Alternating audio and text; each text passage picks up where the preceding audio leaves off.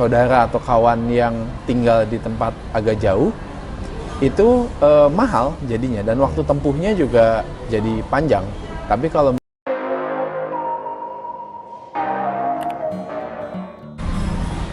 Jadi hari ini mau ngebahas mengenai perkotaan dan transportasi ya. Kembali lagi sama narasumbernya kita nih, Bapak Andes Hermintomo dari ATOD ya, dari ATOD Design ya. Ya. Kebetulan beliau nih ngalamin macam-macam nih dalam hidupnya, dalam urusan bertransportasi dari satu titik ke titik yang lain. Betul. Coba ceritain deh, gimana tuh dulu tuh, zaman kuliah tuh kayaknya tuh dulu. gua kan kecilnya tumbuh kembangnya, tumbuh kembang. Klinik tumbuh Masih kembang. tumbuh kalau berkembang tuh sekarang. Ke depan. Mekar. Dulu itu di daerah Cibinong. Buset deh. Cibinong itu terkenal sebagai kawasan Jakarta Coret, Bogor Coret. Jadi di Tengah-tengah, antara. tengah-tengah. Ya. Silakan cek di Google lah di mananya. Nah, itu tuh di sana mau nggak mau berurusan sama aksesibilitas pencapaian apapun yang kita sebut transportasi, karena sekolahnya juga jauh waktu itu.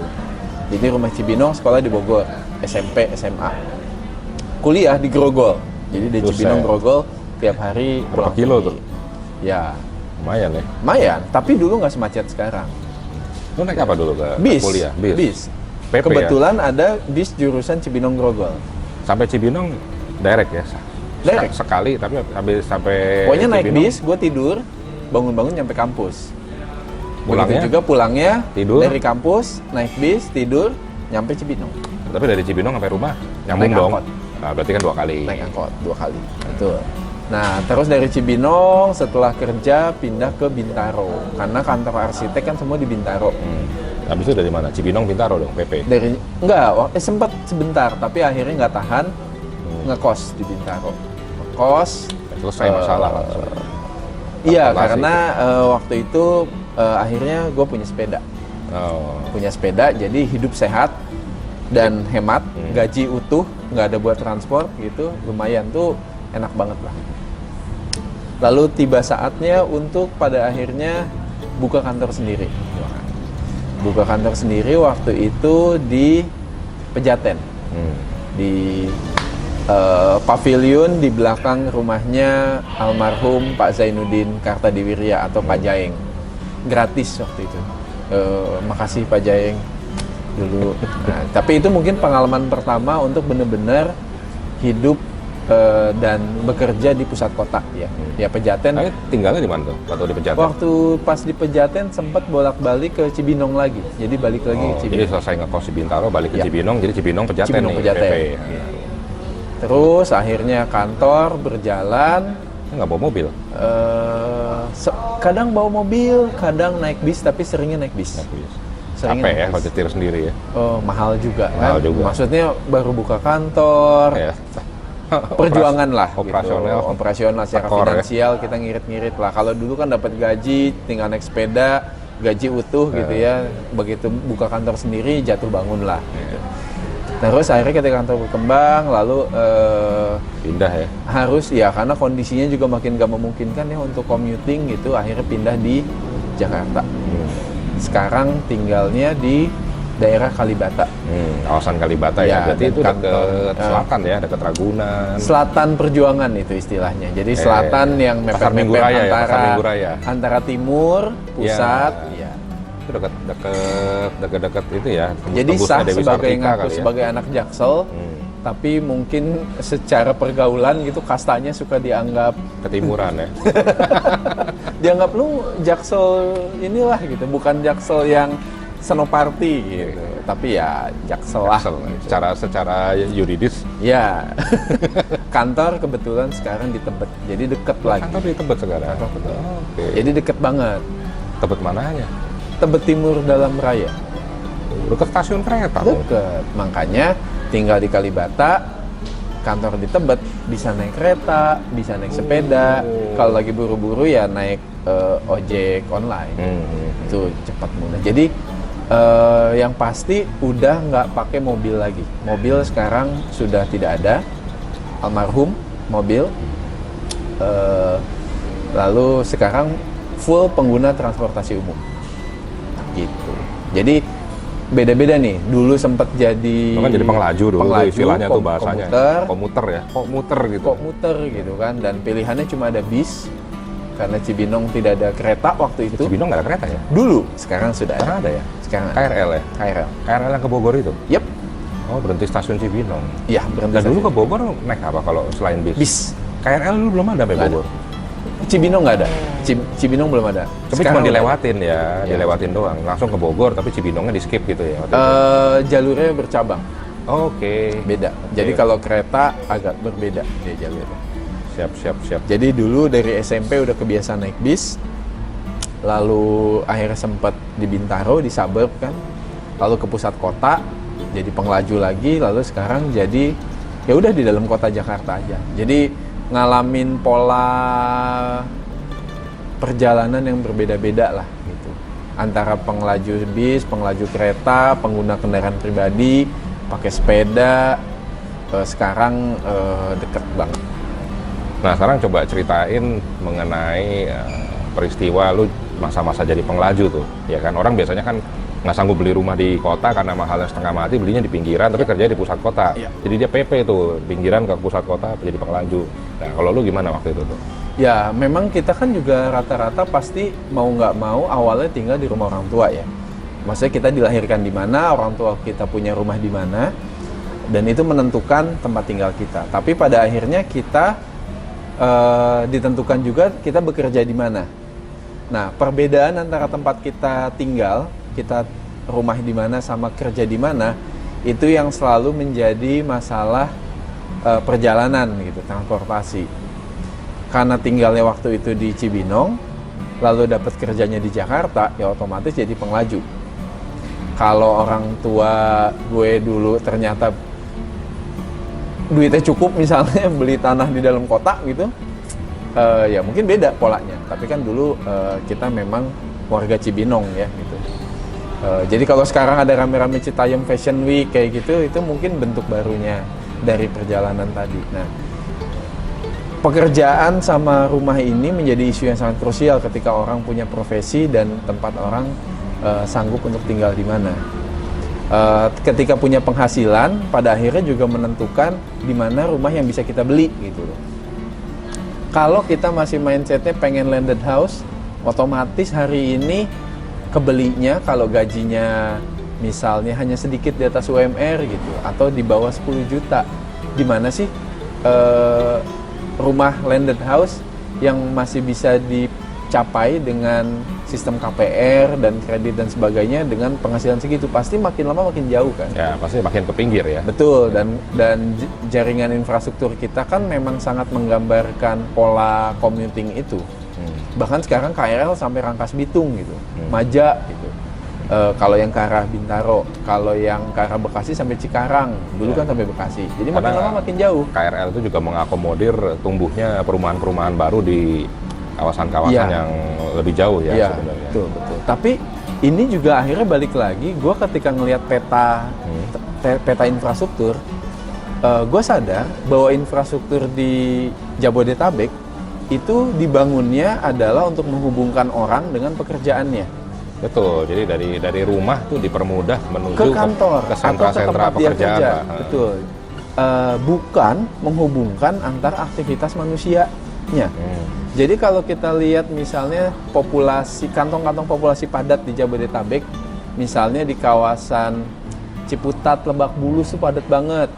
Lalu di kawasan Kranji, Kalimalang, sampai ya daerah situ ya gitu, Halim gitu, itu padat juga.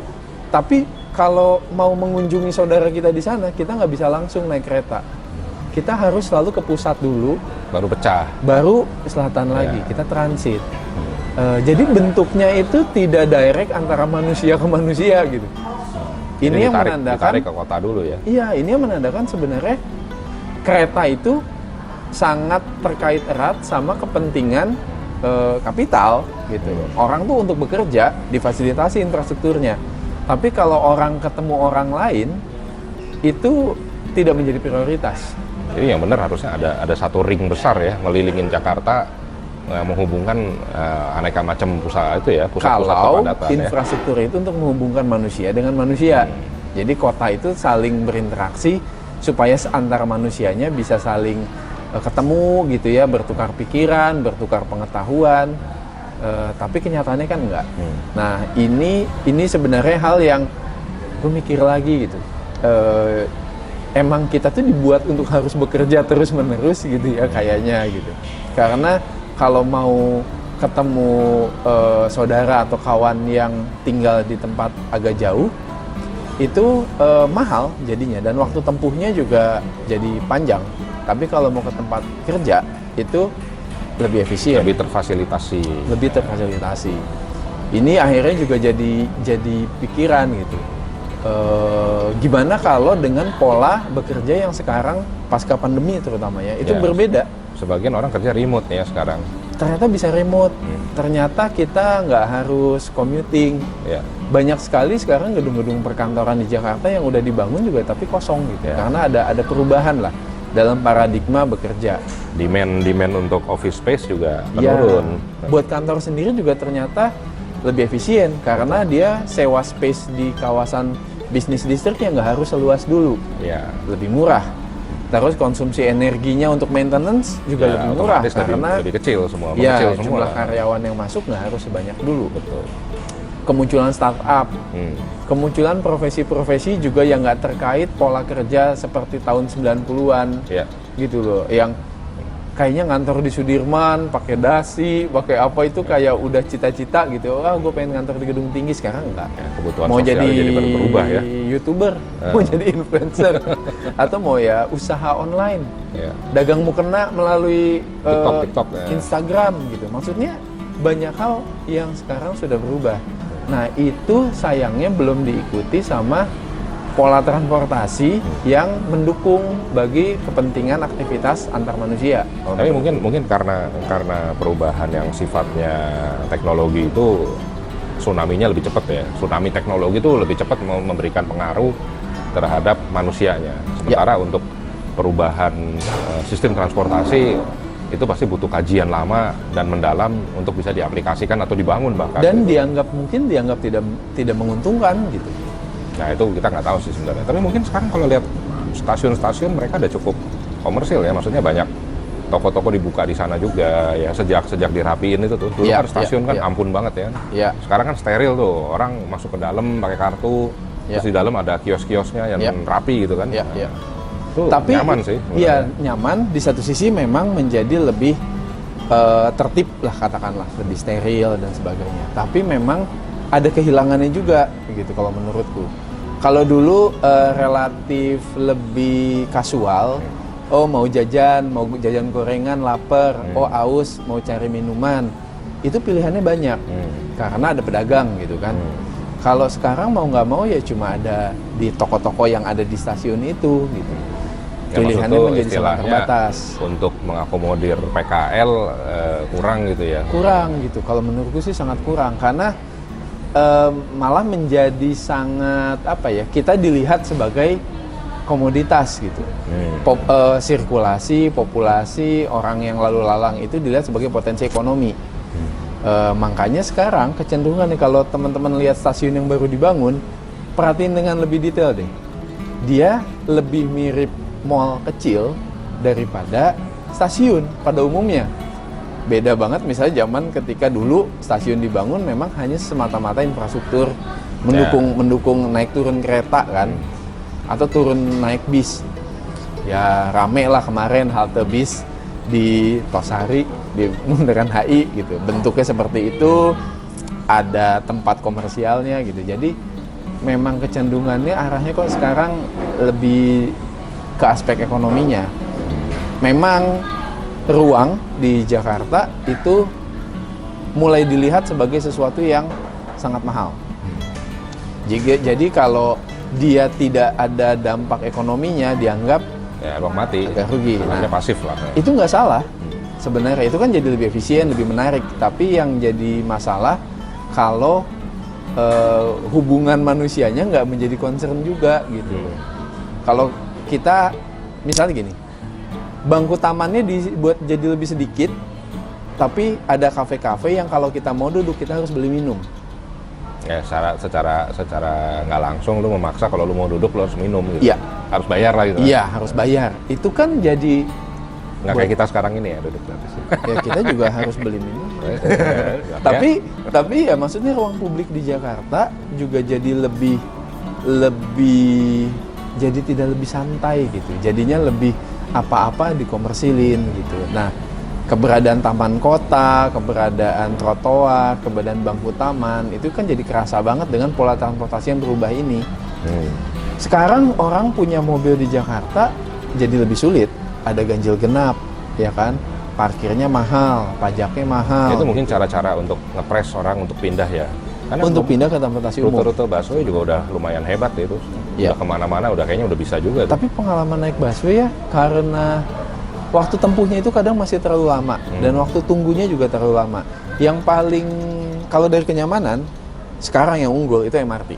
Oh ya, MRT jelas. Karena tepat stasiunnya waktu, enak, terus tepat waktu, walaupun harganya mahal. Lumayan lah. Nah, yang paling populer itu komuter lain.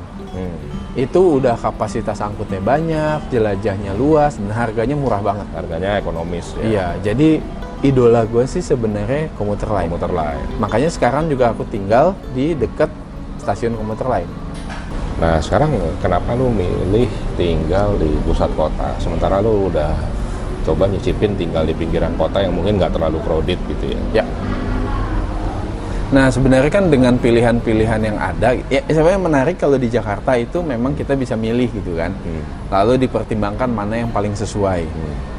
Dengan kondisi gua yang kerjanya emang di pusat kota karena banyak meeting, banyak ketemuan, banyak ngawas lapangan di beberapa lokasi.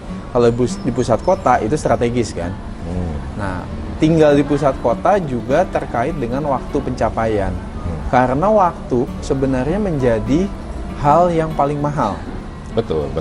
Dibandingkan harga. Pernah waktu itu misalnya aku bandingin dari tempat tinggal mau ke Blok M. Jadi dari Kalibata mau ke Blok M. Itu nyoba yang feeder busway. Juga selalu sering nyoba ojek online gitu ya. Nah, ojek online itu nyampe dalam 20 menit. Tapi lebih mahal. Tapi mahal. Kalau naik feeder bus ya murah banget, tapi nyampenya waktu itu 1 jam lebih. Nah, oke, kesannya kayak 3.500 versus 20.000. Masuk akal dong sebenarnya 3.500 ya, lebih murah. Oke. Tapi ternyata setengah jam itu bisa dalam momen-momen tertentu itu bisa jadi lebih mahal. Harus meeting, harus rapat. Dan waktu yang digunakan juga pas nyampe Blok M nggak capek, nggak lelah. Faktor-faktor apa ya? Intangible ya? Intangible, jadi pikiran nggak capek, nggak lelah gitu. Dan akhirnya seringkali yang lebih diambil adalah yang pakai ojek online. Walaupun ada nih feeder busway, tapi waktu tempuhnya terlalu lama. Nah, itu yang kadang luput gitu. Orang tuh suka dilihatnya cuma masalah harga transportasi umum. Padahal tadi energi yang terkuras selama di perjalanan itu harusnya jadi concern juga. Ya ini juga masukan nih terkait PT KAI gitu. Kalau dulu misalnya nggak usah transit di stasiun Manggarai itu, naik kereta bisa langsung turun di Sudirman. Itu lebih cepat pencapaiannya daripada ketika harus transit. Karena ketika harus transit harus. Karena pas harus transit ada perpindahan kereta. Tunggu lagi. Naik tangga 2 kali. Lalu nunggu lagi, nggak langsung datang kan. Akhirnya ujung-ujungnya kayak nambah 15 menit lah, 10-15 menit. Dan secara psikologis lebih lelah ya? Intens lelah. Dan itu akhirnya nambah apa ya, kondisi yang berbeda ketika kita sampai di tempat tujuan. Ya, produktivitas juga ikut. Produktivitas terpengaruh. Ikut kemakan ya. Begitu nyampe masih capek, itu healing dulu gitu. Bengong dulu, ngopi dulu. Jadi nggak bisa langsung on nggak kerja. bisa langsung on gitu. Nah, itu kan akhirnya ada kerugian yang nggak tercatat sebenarnya. Yang intangible ini yang bahaya sebenarnya, nggak kelihatan. Ya, jadi kenyamanan itu jadi faktor yang sangat penting. Harus nyaman, harus smooth itu. Mungkin di negara lain apakah mereka bisa provide kenyamanan yang sama ya? Paling kayak Jepang itu mungkin juga mereka juga. Iya, tapi intinya semakin banyak pilihan sebenarnya semakin baik kan. Kalau aku bisa milih antara ojek online, antara komuter lain, antara taksi, antara Transjakarta gitu. Jadi gue bisa milih tergantung mana yang paling sesuai dengan konteks. Kalau gue sih santai lah, nyampenya nggak buru-buru. Ya, busway Gue lah. pilih Transjakarta yang 3.500 atau komuter lain tapi agak jauh, lalu jalan kaki gitu kan. Itu jadi pilihan. Tapi kalau buru-buru, ya udah jalan lain. Gak apa-apa deh, lebih mahal dikit. Tapi pas nyampe gue nggak Nyampe capek. dan presisi gitu. Iya. Kalau lagi tajir banget, gue naik taksi gitu misalnya. Nyaman pakai AC. Jadinya itu salah satu yang bikin betah untuk tinggal di kota besar. Kenapa aku Kemudahan tinggal di pusat transportasi, kota? Karena berarti. kemudahan dan opsi yang banyak. Kalau aku masih tinggal di Cibinong, nggak ada pilihan lagi, harus naik bis, suka nggak suka, atau mobil pribadi gitu loh. Jadi pilihannya cuma 2 gitu kan. Tapi kalau tinggal di pusat kota, aku pilihannya bisa 4. Jadi Nah. sebenarnya problem transportasi ini mempengaruhi orang mau tinggal di kota atau enggak ya sebenarnya ya kan. Dan terkait waktu ya, waktu itu adalah Ya. parameter yang sekarang menjadi Itu waktu resources yang paling berharga, mahal itu sebenarnya. sumber daya yang paling menjadi pilihan gitu. Tapi juga ini terkait kondisi yang berbeda, Jadi gimana kesimpulannya Des? Kalau buat urusan transportasi dan tempat tinggal nih sekarang. Udah kadung kusut juga kan lumayan kan di Jakarta ini emang kita Iya. benahin sedikit-sedikit lah, Iya. tapi nggak bisa langsung juga gitu. Paling enak tetap tinggal di pusat kota di antara semua pilihan. Dan ya Walaupun pertama PBB-nya gede ya. ya lebih mahal sih. PBB Kayak sewanya lebih mahal. sewa ya kan. Terus tapi kayak ketutup sama waktu tempuh yang lebih singkat. Tukernya lah ya. Iya, terus juga sama akhirnya biaya transportasi juga lebih murah karena jaraknya deket kan. Tapi sewa tempatnya yang mahal. Atau kalau punya rumah, ya NCOP-nya, PBB-nya tinggi gitu kan. Jadi emang kayaknya emang lebih enak harusnya ya orang tuh lebih banyak tinggal di pusat kota sih. Kalau emang kerjanya di pusat kota. Tapi kalau kerjanya nggak di pusat kota baru enak tinggal di pinggiran gitu. Kayak kalau udah pensiun atau bidang usahanya nggak mengharuskan dia untuk Traveling pulang ya. pergi tiap hari. Jadi Karena kesimpulannya rumah sama pekerjaan itu harus dekat sebenarnya. iya kalau nggak lu tua di jalan. Iya. Tua di jalan yang nggak produktif, umur habis, stres, tingkat stres tinggi gitu. Nah kalau kita stresnya tinggi, kasihan juga keluarga. Iya. Maksudnya ketika pulang ke rumah capek juga anak akan menemukan orang tua yang capek gitu. Akhirnya juga kemungkinan gitu, gue belum berkeluarga gitu kan. Efek Tapi kalau orang psikologisnya yang bisa teman-teman yang udah kemana-mana berkeluarga kayaknya juga ngerasa kalau udah capek banget kasihan juga anaknya gitu. Jadi Ya pulang capek maunya istirahat ya. Terus Iya, mau main sama iya. anak udah gak ada tenaga gitu. iya, istilahnya. jadi sebisa mungkin tinggal di tengah kota kalau emang pekerjaannya di tengah kota. Tapi kalau pekerjaannya udah lain, nggak mengharuskan pulang pergi, enak tinggal di pinggiran gitu. Dan ini juga terkait desain gitu ya, akhirnya silakan rencanakan desain rumah yang sesuai gitu. Kalau emang buat yang kelas pekerja kayak gue gitu, gue lebih suka tinggal di apartemen sih. Lebih praktis ya. Praktis, nggak ribet, nggak banyak cincong gitu ya. Cocok lah gitu, nggak ada kerja bakti, nggak ada nggak ada gotong royong gitu, karena emang Lebih individualis lah. karena lebih individualis dan itu cocok sama memang kebiasaan dan pekerjaan gua gitu ya. Tapi mungkin nanti akan berubah kalau berkeluarga, Ya lain cerita. lain. Anak Atau butuh kalau- main di halaman katanya. betul. Atau kalau udah tua juga kayaknya mungkin lain gitu ya. Ya. Walaupun sekarang udah tua sih, tapi masih sekarang masih betahnya di pusat kota. Kota. Oke. Jadi sip. tolong ya apartemen di pusat kota jangan mahal-mahal ya. Ya, tapi masalahnya mereka harus ngebagi luas tanah dan ongkos ngebangun itu ke harga unit. Makanya itu kan makanya harga tanah harus juga ada tinggi. harus ada social housing di tengah kota sih. Balik lagi ke isu yang sebelumnya gitu ya, social housing di tengah kota itu menghemat banyak hal sih. Bagus Iya, buat iya, kota, bagus buat warganya. Kalau buat gua. Ya, emang mesti diusulkan sebagai mungkin perlu ada percontohan lah satu ya. Ya itu jadi konglomerat yang kaya terus bangunlah gitu. Ya. Jangan cuma mikirnya cuan.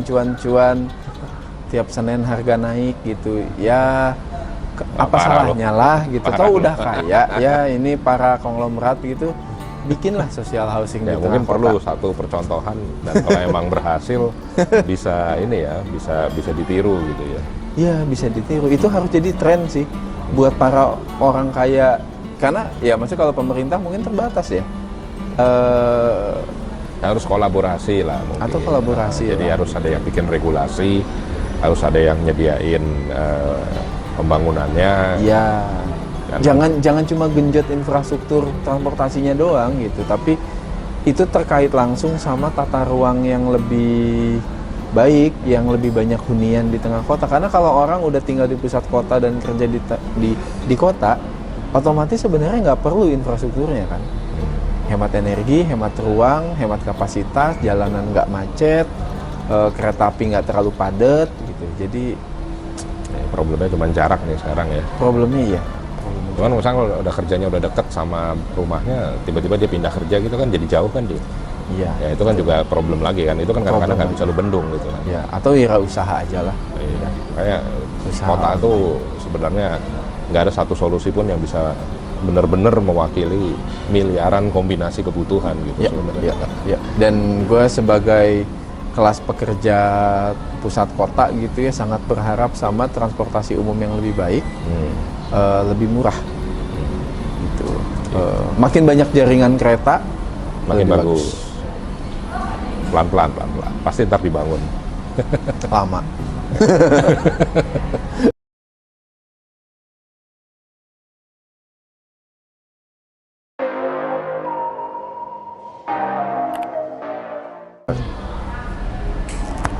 Ya. Kan nggak ada tim make up kita. Nggak usah. Oke, and action.